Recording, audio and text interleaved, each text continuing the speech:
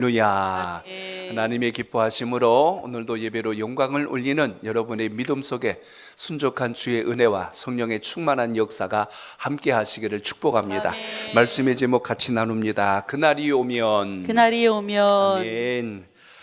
계속해서 요엘서 오늘 2장 말씀을 같이 살펴보겠습니다. 요엘서는 3장밖에 되지 않는 짧은 장이지만 하나님의 강력한 메시지가 담겨있는 그 내용들을 우리가 주목하게 됩니다. 요엘서의 가장 큰 주제가 있다면 여호와의 날입니다.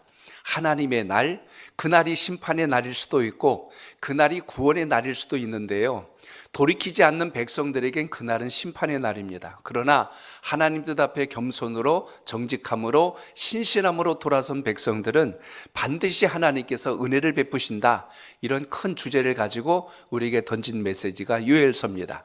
그래서 진노하신 하나님의 심판하심이 메뚜기 떼 재앙으로 임하였더라라는 것을 우리가 1장에서 보신 바와 같이 2장에서는 그 여호와의 날에 임할 심판에 대한 강도가 훨씬 더 크다는 것을 자세하게 소개한 것이 오늘 2장 속에 등장합니다. 보통 우리가 살아가다 보면 이제 지진이 나거나 무슨 천재지변이 날 때 보통 우리가 잘 느끼지 못하는 걸 동물들은 굉장히 민감하게 합니다. 특히 놀라운 게 이 쥐들 있잖아요. 쥐들은 미세한 진동을 느껴요. 그래서 지진이 나거나 그러면 땅속에 숨어 있다 이것들이 다 튀어나옵니다. 그리고 막 꼭대기로 다 뛰어가죠. 혹시라도 여러분 집에 쥐들이 막 뛰면은 뭔가 심상치 않구나 징조를 보셔야 돼요. 뭔 일이 생겼구나 하고 이렇게 여러분이 감을 빨리 잡아야 된다는 겁니다. 그러니까 작은 동물들이 느끼는 그 감각이라는 게 있잖아요. 마치 오늘 요엘 선지자를 통하여 경고의 메시지를 줄 때 이런 징조로 빨리 깨달아야 된다는 겁니다. 그런데 안타까운 것은 유다 백성들이 이것을 징조로 받아들이지를 않는 거예요. 바닷가의 갈매기들이 하늘 높이 막 오르기 시작하면 이제 비가 올 징조라고들 통상 이야기합니다. 바람이 막 불거나 막 먹구름이 끼면 금방 비가 오겠구나, 우린 자연의 변화를 느끼면 금방 감지하듯이 우리의 신앙과 삶 속에서도 하나님이 여러 선지자들과 또 주의 종들을 통해서 주신 말씀을 들을 때 나와 무관한 것으로 들을 게 아니라 이 말씀이 나와 어떤 밀접한 관계가 있지, 이렇게 감각적으로 볼 수 있는 안목이 있기를 바랍니다. 1945년 히로시마에 원자폭탄이 떨어진 것을 우리는 잘 알고 있습니다. 그런데 미국이 무차별로 거기다 원폭을 투하한 것이 아니라 사전에 미리 공지를 내렸어요. 이미 몇 달 전부터 계속 전단지를 그 위에 뿌렸습니다.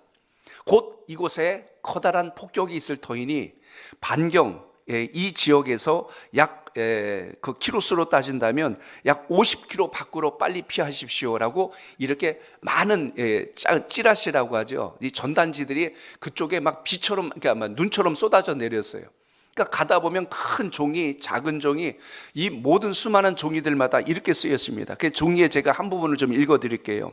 그 지역이 이제 광도라고 이제 우리말로 표현하면 되는데, 광도 시민 여러분, 1945년 8월 6일 이전에 50km 밖으로 빨리 피난을 가십시오. 그날이 되면 원자탄이 투하될 터이니 살아남을 수가 없습니다. 그러니 빨리 피난을 가십시오 하고 사전에 민간인들의 피해를 막기 위해서 이 공지를 주었습니다. 일본이 어떻게 대처했을까요? 그때 당시 일본은 세계 정복을 꿈꾸고 있었을 때예요.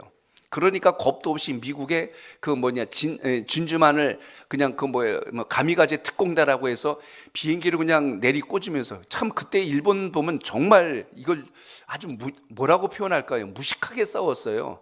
기름을 전투기에 넣어주면 돌아올 기름을 넣어줘야 되는데 돌아올 기름 안 넣어줬어요. 그래서 그때 당시 그 비행기를 조종만 할 수 있으면 다 비행기를 태워가지고 폭탄 하나씩 싣고 마지막 그 진주만에 가서 내리꽂는 거예요. 이렇게 하니 얼마나 그들의 전쟁이 무모하고 또한 대단했을까를 생각해 보십시오. 그러니까 싸우면 우리가 무조건 이긴다고 생각했으니까 그때 당시 미국도 겁이 안 났습니다. 그런데 미국이 맞고만 가만히 있나요? 겁도 없이, 우리 표현하기에 겁대가리도 없이 이렇게 된 거예요. 그래서 어떻게 합니까? 가만 안 두겠다. 그래서 만들어낸 거예요. 이번에 준비한 원폭을 이번에 반드시 그곳에 떨어뜨려야 되겠다. 결론이 이렇게 내려졌죠. 그래서 사전 민간인 보호 차원에서, 인권을 보호하는 차원에서 사전에 공지를 다 한 겁니다. 문제는 일본 사람들의 자세예요. 아나무인이죠. 뭐 중국도 삼킬 판국인데 저 미국인들 우리가 못 삼키랴. 근데 폭격을 받고 잔뜩 이제 피해를 입고 나니까 허풍을 떠는 줄 알았어요. 겁을 먹으니까 우리 겁박 주려고 저거 가짜 편지다, 저거 유언비어다. 안 듣는 거예요. 그런 거짓말이 어디 있느냐? 안 듣는 거예요. 그리고 세상에 50km 밖에까지 피하라니, 아니 폭탄 하나 떨어졌다고 50km 밖에까지 피하라는 게 말이나 되냐고, 그 말조차도 믿지 않았어요. 그때까지는 원자폭탄의 위력이 어느 정도 큰지를 전혀 인지를 못하고 있었기 때문에 그 폭탄에 대한 두려움이 전혀 없었죠. 심지어 어떤 사람들은 그래요. 뭐 나중에 두고 보고 그때 가서 피하지 뭐, 이렇게까지 생각을 한 거예요. 그러다 보니까 피해가 어마어마한 겁니다. 그 폭탄이 떨어졌을 때요, 3초에 약 그때 당시 희생당한 인구의 숫자가 30만 명이 날아갔어요. 그냥 쉬운 예로 할게요. 연수구가 지금 30만 명이 넘거든요. 여기 그냥 하나 없어졌다고 생각하시면 될 거예요. 이 정도로. 그것으로 인하여서 일본의 어마어마한 피해와 심각한 상황을 만나게 됐죠. 순식간에 모든 것이 지옥의 소굴로 바뀌어버린 거죠. 그리고 그때서야 이게 허튼 말이 아니었구나 늦게 하는 거죠. 이것과 오늘 본문을 좀 빗대면 맞을까 싶습니다. 우리가 살다 보면 이 사인이라는 게 있어요. 경고라는 게 있어요. 자동차도 경고등이 들어와서 사전 조치하면 안전하지만 그 이후에는 안 되잖아요. 운전하시다가 혹시 기름이 떨어져서 노란불이 깜빡깜빡 들어올 때가 경험해 보신 분들 계실 겁니다. 근데 사실 자동차를 만들 때 불이 들어올 때는 제가 듣기로는 이렇게 들었어요. 그 자동차 제조회사에 관련된 분들에게 최소한 그래도 20-30km는 더 갈 수 있는 거리에 이 경고등이 들어온다는 겁니다. 근데 불 들어오면요, 막 가슴이 쪼그라들잖아요. 이거 큰일 났다. 고속도로에서 만약에 이 사단이 생기면 어떡하나. 근데 충분히 나올 수 있는 여유를 주고 이 경고등이 들어오기 때문에 그렇게 걱정할 건 아니지만, 경고를 받을 때 우리 모두가 두려운 마음이 들지 않습니까? 운동하는 선수들도요, 옐로 카드 받는 거하고 레드 카드 받을 때하고는 다릅니다. 마찬가지로 우리의 삶 속에서도 그래요. 우리 몸은 안 그럴까요? 우리 몸에도 경고가 있어요. 그걸 뭐라고 하죠? 통증이라고 합니다. 몸의 통증이 잠깐 일어났다 사라지는 것도 있지만 이게 계속 지속되면요, 반드시 이거는 빨리 병원에 가서 원인을 진단받아야 됩니다. 통증이 오래 간다는 건 이게 잠깐의 어떤 문제가 아니라 그동안 뭔가 누적되어 왔던 것에 이제 터지기 직전까지 왔다는 하나의 사인이죠. 이런 모든 것들을 생각한다면 오늘 하나님께서 선지자들을 통하여 계속된 메시지가 오고 있을 때 이걸 통증으로 느껴야죠. 그런데 그렇게 느끼지 않는 거예요. 그래서 문제가 되는 겁니다. 오늘 2장 이야기는 이렇게 시작합니다. 여호와의 날에 하나님의 말씀이 선포되는데 그 말씀을 들어야 할 자들이 누군가에 대해서 오늘 본문은 먼저 소개하는 것을 우리가 보게 됩니다. 자, 저를 따라합니다. 경고의 나팔을 불어야 합니다. 오늘 말씀 1절을 우리 같이 읽어보겠습니다. 1절입니다. 시작. 시온에서 나팔을 불며 나의 거룩한 산에서 경고의 소리를 질러 이 땅 주민들로 다 떨게 할지니 이는 여호와의 날이 이르게 됨이니라. 이제 임박하였으니. 아멘. 경고가 거의 극에 달았다는 이야기예요. 이제는 더 이상 하나님께서 진노의 칼을 거두지 않을 위기까지 왔다고 표현한 말씀을 보게 됩니다. 그런데 여기 1절에서 주목할 게 뭐냐면 시온에서 나팔을 불래요. 하나님의 심판, 하나님의 경고, 하나님의 진노하심을 나팔을 불어야 되는데 믿지 않는 자들, 당시의 이방인들을 향해서 부는 게 아니라 시온에서 불래요. 성경에서 시온이라고 표현했지만 이게 누굽니까? 하나님의 택한 백성들이 살고 있는 땅에다 이 나팔을 불라는 거예요. 오라, 하나님을 모르는 이방족 속에다 부는 게 아니라 왜 하나님의 택한 백성들에게 이 심판의 나팔을, 경고의 나팔을 불라고 하는 것이 하는 생각을 가질 수가 있습니다. 1절에서 주목할 것은 시온에서 나팔을 불며 나의 거룩한 산에서 소리를 질러 이 땅 주민들로 떨게 하래요. 그 땅에 살고 있는 하나님의 유다 백성들에게 두려움과 떨림을 갖게 하라고 이야기합니다. 시온이라고 하는 것은 거룩한 산이라고 하는 것처럼 제사장들이 있는 곳입니다. 하나님께 예배를 드리는 예루살렘이 있는 곳이에요. 그러면 제사장들에게 나팔을 불래요. 이게 무슨 이야기입니까? 제사장들을 비롯하여 백성들까지 하나님의 심판과 경고에 대해서 완전히 무감각한 상태로 그들이 여전하게 있다는 사실을 여기서 지적해주고 있는 것을 볼 수가 있습니다. 제사장들이 활동하는 무대에서 하나님의 심판과 경고를 이야기하래요. 그러니까 여러분, 이 말은 그만큼 하나님의 백성들이 여호와의 나라는 생각을 완전히 지금 착각 속에 가지고 있다는 것을 보여준 말씀이 오늘 2장의 이야기입니다.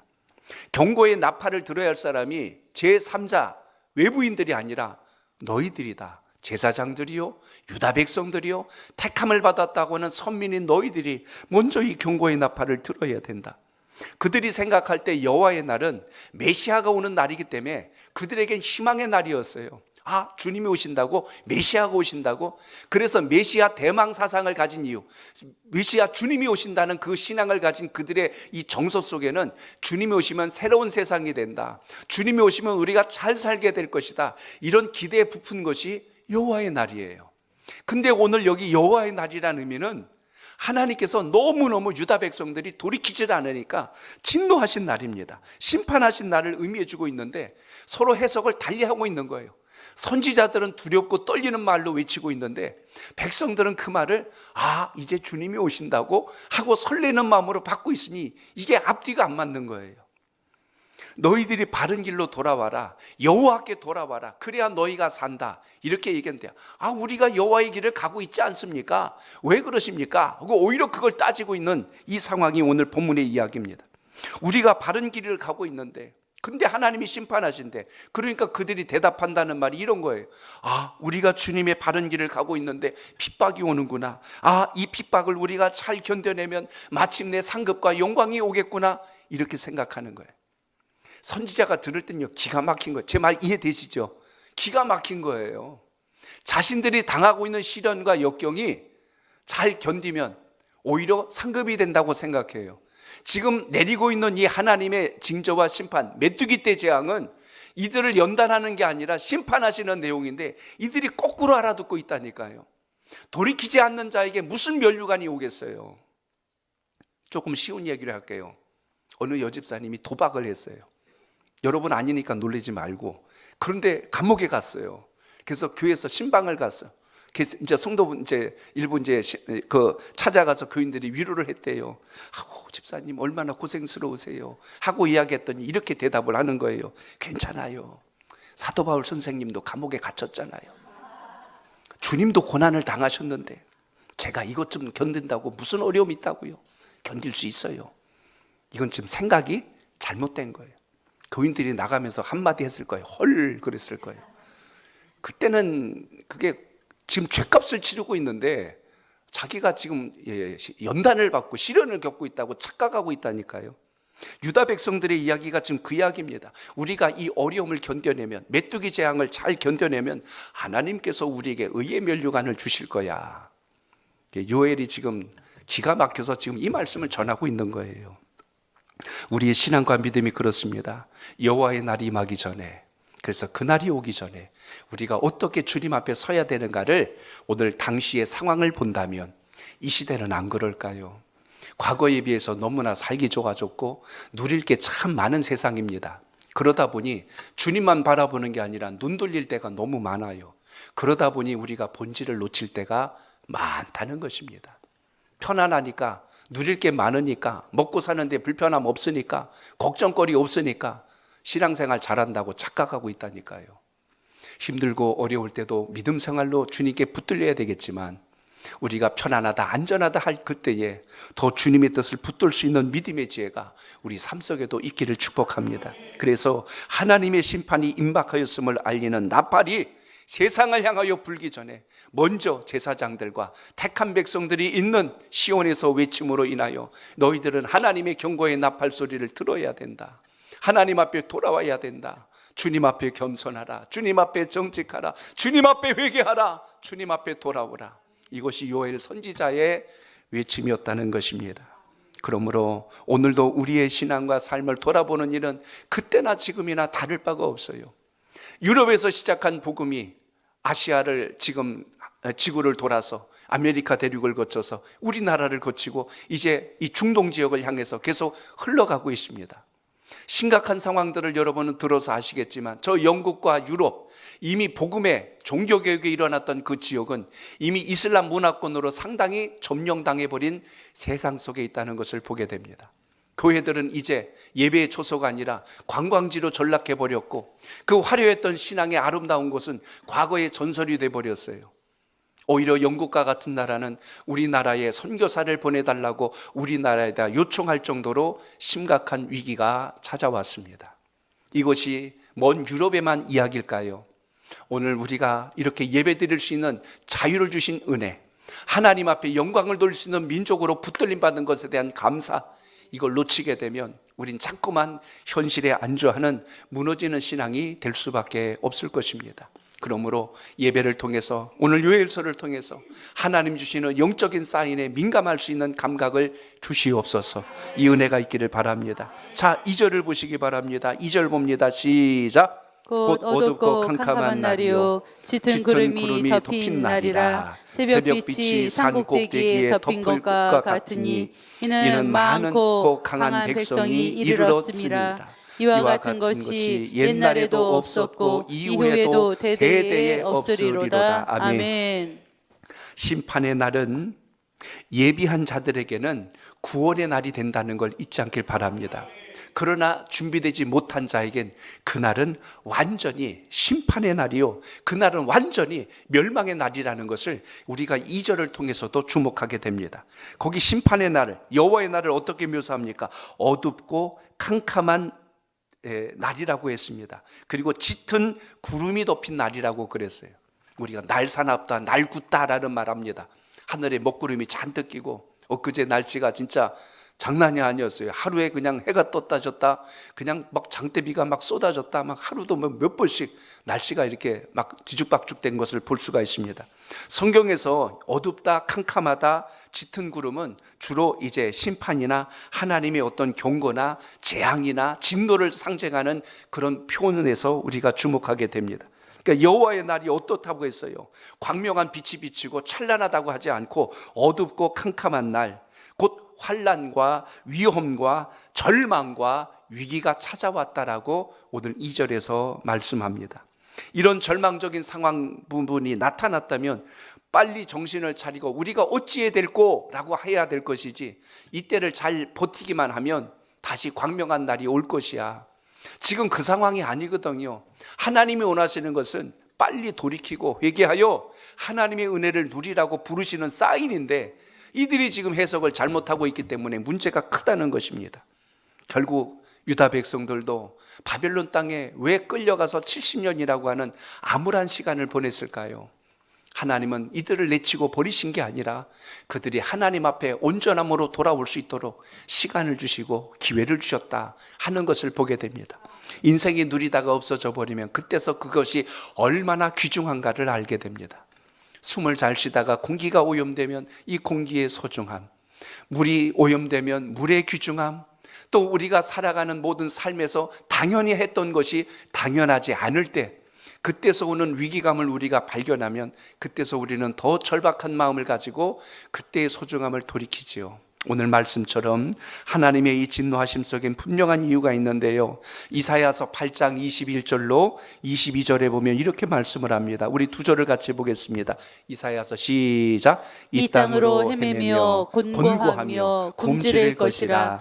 그가 굶주릴 때에 격분하여 자기의 왕과 자기의 하나님을 저주할 것이며 위를 쳐다보거나 땅을 굽어보아도 환난과 흑암과 고통의 흑암뿐이니 그들이 심한 흑암 가운데로 쫓겨 들어가리라. 아멘.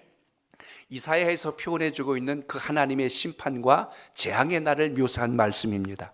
아모스서 5장 18절에도 보면 그날은 어둠이요 빛이 아니라 그랬어요. 하나님의 징계와 심판이 임하는 날은 빛이 없어요. 앞을 볼 수 없고 방향을 찾을 수 없는 그런 환경이 떨어지게 된다는 것을 말씀하고 있습니다. 여호와의 날이 분명 두려운 날이라는 이유는 준비되지 못한 자들에겐 심판이요 멸망이지만 잘 준비된 자들에겐 그날이 어떤 날이 될까요? 하나님께서 믿음과 말씀대로 살아난 자들에겐 은혜의 날이요 소망의 날이요 구원의 날이 될 수밖에 없겠지요. 시험을 준비하는 학생이요, 시험 준비를 잘했다고 쳐봅시다. 그러면 언제 시험 받으래도 늘 그것이 준비되어 있기 때문에 크게 두려워하지를 않아요. 그런데 준비하지 않는 학생에겐 그날이 상당히 불편합니다. 제발 이 날이 없었으면, 학교에 불이라도 났으면, 세상에 좀 이런 날이 없었으면, 몸이라도 좀 심하게 아팠으면 별 생각들을 다 할 수밖에 없죠. 준비가 안 되니까 다른 생각을 해요. 유다 백성들의 모습이 지금 그렇습니다. 하나님께서 은혜를 주시고 구원을 주시고 복을 주시고 싶으셔도 이들이 전혀 깨진 그릇을 가지고 준비되지 않는 모습으로 하나님의 복을 기대하고 앉아 있으니 하나님께서는 기가 막힌 거죠. 선지자들을 통하여 그래서 계속 경고의 사인과 메시지를 던져주고 있다는 것입니다. 노아 홍수 때는 안 그랬을까요? 하나님이 노아를 통하여 방주를 지라고 하는 것, 마치 여러분 잠실에 있는 그 롯데타워와 같이 방주가 산꼭대기에서 거대한 배가 짓고 있을 때 그 아래에 있던 사람들이 그 배가 안 보였을까요? 매일같이 아침에 눈 뜨면 그 배 바라봤을 거예요. 그러면 깨달아야죠. 하나님이 물로 세상을 심판하신다는데 도대체 그 물이 얼마나 넘치길래 배를 저 산꼭대기에다 만들었을까? 한 번쯤은 생각을 해야죠. 그런데 기껏 그들이 생각해낸 것이 여전히 시집가고 장가가고 앉아있으면서 노아가 제정신이 아니야. 저 노아가 지금 노망이 들었나 봐. 별소리를 다 하면서 노아를 비아냥거렸지 그것이 왜 지어지고 있는지를 몰랐다는 사실입니다. 소돔과 고모라 상이 유황불로 심판을 당할 때도 그때 롯이 급하게 가족들과 그 사실들을 알렸겠지만 심지어 가족마저도 듣지는 않았잖아요. 사위들이 한다는 말이 아이 장인어른 농담도 그런 농담 하지 마세요. 농담으로 받았더라. 성경은 기록하고 있어요. 진심으로 받지를 않았어요. 아니 농담할 때가 있고 안 할 때가 있죠. 가족에게 그런 말 하겠어요? 그 가장 귀중한 그 중요한 이야기를 그렇게 허투루 하겠냔 말이에요. 그만큼 인생이 하나님의 뜻에 둔감하면 하나님이 사인을 주고 경고를 해도 몰라요. 우리가 사는 세상이 옛날과 많이 다릅니다. 사는 것은 편리해졌을진 몰라도 우리의 정서가 많이 피폐되어 있고 천재지변, 이상기후 할 것 없이 우리가 살아가는 환경이 많이 과거와는 달라졌어요. 우리의 정서와 정신적 건강도 많이 피폐되어 있고 사랑이 식어가고 믿음을 잃어가고 하나님을 향한 신앙의 본질이 무너져가는 이 세상 속에서 우리가 어떻게 복음의 능력을 잃지 않고 은혜를 입을까? 이 마지막 때 정말 희망이 있다면 저는 교회밖에 없다고 봅니다. 그래야 우리가 하나님 뜻대로 살아내지 않으면 이 세상이 바른 길을 갈 수가 없어요. 세상의 혼탁함과 어려움 속에서 우리는 늘 다시 기도해야 됩니다. 하나님, 우리가 더 경각심을 갖지 아니하므로 이 세상이 여전히 악과 불의에서 벗어나지를 못합니다. 빛이 밝으면요 근처에 어둠이 오지 못해요. 근데 빛이 약해지면 결국 어둠이 모든 걸 삼켜버립니다. 그래서 이제는 교회 주신 그 본질과 사명을 잃지 않도록 우리가 늘 깨어서 말씀과 은혜 안에 사는 영적 결단이 있기를 바랍니다. 한 가지를 더 같이 봅니다. 오늘 3절을 읽습니다. 시작. 볼이 그들의 앞을 사르며 불꽃이 그들의 뒤를 태우니 그들의 예전의 땅은 에덴 동산 같았으나 그들의 나중의 땅은 황폐한 들 같으니 그것을 피한 자가 없도다. 아멘. 마지막 날에는 여러분 하나님의 심판은 피할 수도 없고 견딜 수도 없구나라는 것을 이 3절에서 우리가 보셔야 합니다. 여기 보니까 앞에서 사르고 불꽃이 뒤에서 태운대요. 앞뒤에 불꽃이 사방을 우리가 에워싸면 도망할 자리가 어디가 있겠습니까? 그러니까 하나님이 진노의 칼을 뽑으면 더 이상 피할 길이 없다는 거예요. 많은 전쟁 전문가들이 이야기합니다. 앞으로 3차 대전쟁이 일어나면 도망가고 숨을 새가 없다는 거예요. 워낙 무기들이 좋아져서 이제는 거의 한두 방으로 그냥 끝날 만큼 엄청난 화력들로 전쟁을 벌일 수밖에 없는 세상이 된다는 것입니다. 정말 죽기 살기로 싸운다면요, 너 죽고 나 죽고라면 이제 우리가 가지고 있는 원자폭탄은 말할 것도 없이 그냥 끝장내려고 덤벼면 그냥 자멸하는 겁니다. 그러니까 지금 아직도 지금 러시아하고 우크라이나 또 이스라엘하고 지금 하마스의 전쟁이 계속 이렇게 지금 꺼지지 않는 불처럼 일어나고 있습니다. 또 북한은 계속 러시아에다 무기 팔아먹고 있고 또 이란은 하마스에게 무기 제공하고 있고 또 미국은 이에 질사라 이스라엘에다 무기 제공하고 있고 이러니까요 제3사국들이 계속 개입하면서 이러다가 결국은 뭐가 됩니까? 이게 세계전쟁 되는 거예요. 왜 무기대전이야? 니들 가만두나 봐라. 공격하면 이쪽은 또 가만히 있나요? 이러면서 자꾸 이렇게 싸우면 여러분 우방국들도 가만히 있나요? 왜 우리 편 건드려 해가지고요. 미국이 만약에 전쟁에 개입했다고 쳐보세요. 우리나라 가만히 있으면 눈치 줄 거려? 너 동맹국이잖아. 왜 가만히 있어? 이렇게 됩니다. 그럼 결국 어떻게 되죠? 그게 세계전쟁 돼버려요. 결국 인생의 무지함과 어리석음이 어디에서 출발하고 있는가를 우리가 보셔야 됩니다. 오늘 말씀 속에서 볼 수 있는 것은 하나님이 심판하실 그 여호와의 날, 그때는요 피할 데가 없어요. 숨을 데가 없어요. 하나님의 진노 앞에서 나는 살겠지 그런 생각 추워도 못 갖는다는 것이 오늘 말씀 속에 있습니다. 그 전에는 여호와의 날이 오기 전에는 에덴 동산 같을지 몰라도 그 나중은 완전한 황폐한 들과 같아서 피할 자가 없도다. 결국 이 날이 오기 전에, 이런 심판을 보기 전에 우리가 하나님의 뜻과 은혜 안에서 믿음의 산소망을 붙드는 그 지혜가 우리 삶 속에 있길 바랍니다. 여러분들의 사는 가정의 형편과 일하시고 꿈꾸는 일들이 다 달라요. 그러나 그 속에서 일하시는 하나님의 섭리는 동일합니다. 그러므로 이 역사를 체험하고 누릴 수 있는 지혜가 뭘까요? 주님 앞에 기도하고 예배드리고 말씀 나눌 때 이 말씀으로 인하여 여러분 각자가 깨달아야 될 부분을 잘 붙드셔서 하나님이 주시는 은혜와 복을 누릴 수 있는 하나님의 사람이 되시기를 주의 이름으로 축복합니다. 오늘 말씀 중에 11절을 보세요. 이렇게 말씀합니다. 11절 시작. 여호와께서 그의 군대 앞에서 소리를 지르시고 그의 진영은 심히 크고 그의 명령을 행하는 자는 강하니 여호와의 날이 크고 심히 두렵도다. 당할 자가 누구이랴. 아멘. 오늘 11절 말씀처럼 여호와의 날이 크고 심히 두렵고 당해낼 자가 없도다. 그러므로 하나님의 심판을 우습게 여기면 안 됩니다. 가볍게 여기면 안 됩니다. 구원도 마찬가지예요. 하나님께서 당신을 사랑하십니다. 하나님께서 당신을 위하여 이 땅에 예수님을 보내주셨습니다. 그 주님께서 십자가에 달려 나의 죄값을 치르시고 구원의 문을 열어주셨습니다 라고 하니 이 말이 나와 무관한 것처럼 듣는 사람들에겐 구원이 축복이 될 수도 없고 은혜가 될 수가 없지요. 여러분을 처음 전도하신 분들을 생각해 보세요. 그분이 아니었다면 내가 오늘 주님 안에서 어떻게 이렇게 신실한 믿음으로 신앙할 수 있었을까? 과거를 되짚어 보니 하나님께서 나를 사랑해 주신 그 은혜를 내가 붙들었을 때 주신 그 복, 그걸 내가 지금도 잘 붙들고 있는가? 언젠가 여러분에게 말씀드렸어요. 세 가지를 잘하셔야 된다고. 초심 잃지 마시고, 뚝심 잃지 마시고, 뒷심 잃지 마시라고. 이 중에 제일 중요한 게 뭐 같아요, 여러분? 초심이에요, 초심. 초심 안에 열심이 있고, 초심 안에 뒷심도 있고, 초심 안에 그 뚝심도 있는 거예요. 그 마음만 같으면 우리가 하나님 나라 안에서 잘 쓰임 받을 텐데 우리가 자꾸 변질이 돼요. 자꾸 변질이 돼요. 그런데 그게 어느 날 하루아침에 바뀌면 우리가 빨리 알 텐데 이게 서서히 변질되니까 여전히 초심 갖고 사는 줄로 착각한다니까요. 내가 가는 길이 잘못됐는지는 가다가 뒤돌아보면 압니다. 아래만 바라보면 똑바로 가는 줄 알아요. 지금은 이제 뭐 학교를 가거나 어디 가거나 체육시설이나 이런 게 다 잘 돼 있지만 저희 어렸을 때 체육 시간 되면 거의 당번, 주번 뭐 들고 나가야 돼? 물주전자 들고 나갔어요. 아시잖아요. 뭐 게임을 하고 뭐 하면 일단 라인 그려야 되잖아요. 그러니까 그거 가지고 그리는데요.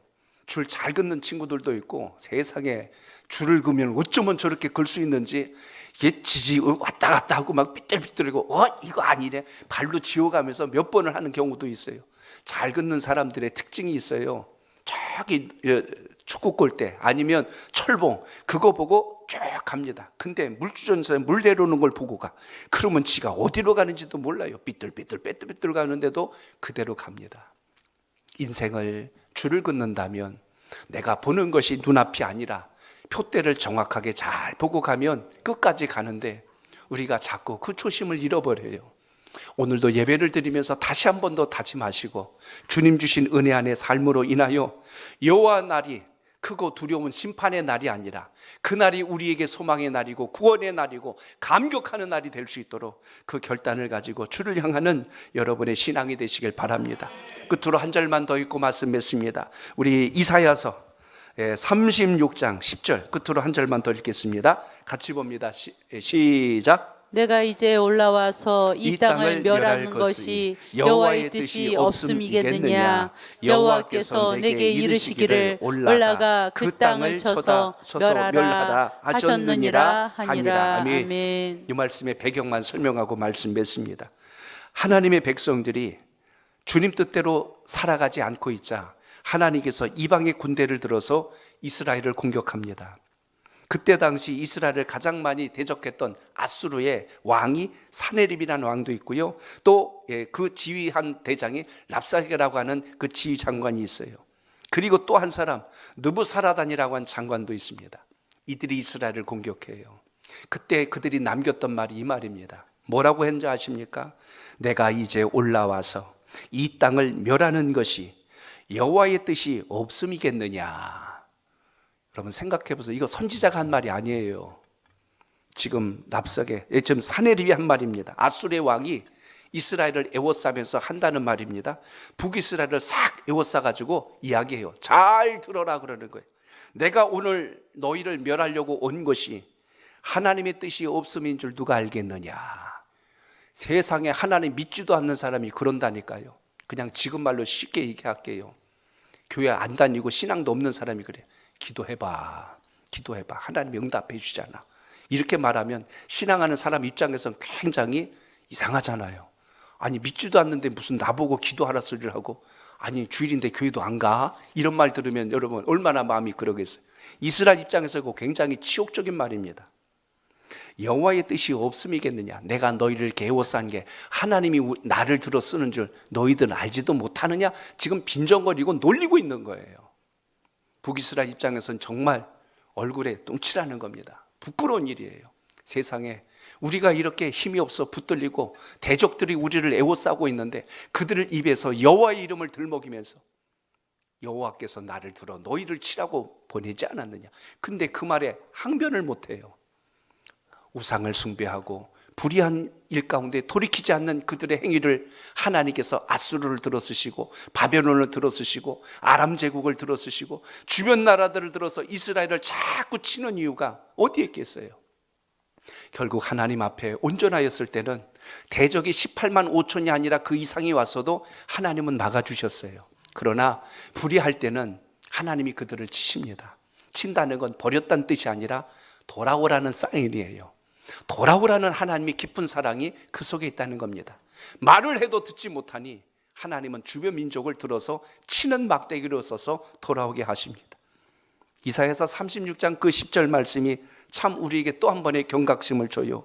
내가 이제 올라와서 이 땅을 멸하는 것이 여호와의 뜻이 없음이겠느냐. 사네립이 한다는 그 말은 북이스라엘 백성들에겐 정말 가슴을 찢는 말입니다. 오늘 우리가 신앙하고 주님 뜻대로 살아갈 때 하나님 주신 은총이 여러분의 가정과 삶 속에 온전함과 회복과 복으로 역사되기를 주 이름으로 축복합니다. 어려운 시대를 살고 있습니다. 그렇다고 해서 우리가 어렵게 살라는 뜻은 아닙니다. 하나님 뜻대로 믿음대로 살아낼 때 주님께서 지키시는 은혜가 여러분 삶 속에 능력이 되고 간증이 되시기를 주 이름으로 축복합니다.